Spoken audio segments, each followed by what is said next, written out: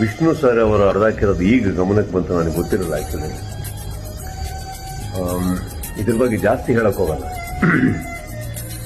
ಹೊಡೆದಾಕಿರೋ ಆ ಮಹಾನ್ ಭಾವರಿಗೆ ಒಂದಿಷ್ಟು ವಿಷಯ ಹೇಳಕ್ ಇಷ್ಟಪಡ್ತೀನಿ. ವಿಷ್ಣು ಸರ್ ಅವರ ಅಭಿಮಾನಿಯಾಗಿ ದಯವಿಟ್ಟು ಸಿಗಾಕೋಬೇಡಿ.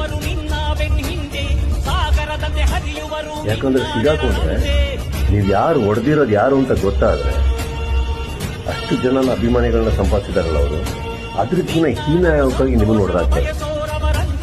ನಿಮ್ಮ ಉದ್ದೇಶ, ಹೊಡೆದಾಕಿರೋ ಉದ್ದೇಶ ಅರ್ಥ ಆಗಲ್ಲ, ಅರ್ಥ ಆಗಕ್ಕೂ ಸಾಧ್ಯ ಅಲ್ಲ, ಮನುಷ್ಯರಾದವರಿಗೆ ಅರ್ಥ ಆಗಲ್ಲ.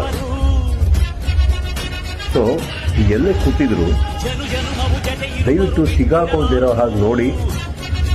ಯಾಕಂದ್ರೆ ನಿಮ್ಮ ಹೆಸರು ಹೊರಗಡೆ ಬಂದಿದ್ದಿಲ್ಲ, ಏನ್ ನಡೆಯುತ್ತೆ ಅದನ್ನ ಖಂಡಿತವಾಗ್ಲೂ ಯಾರೂ ತಡೆಯಲ್ಲ. ಮತ್ತು ನಿಮಗೆ ಮನಸ್ಸು ಬಂತಲ್ಲ,